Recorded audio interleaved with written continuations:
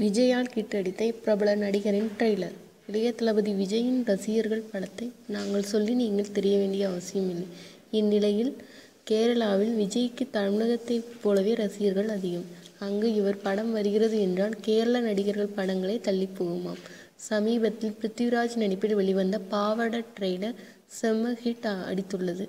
இதற்கு முக்கிய காரணம் இப்படத்தில் பிருத்திவிராஜ் இளைய தளபதி விஜய் ரசிகராக நடித்ததுதான்.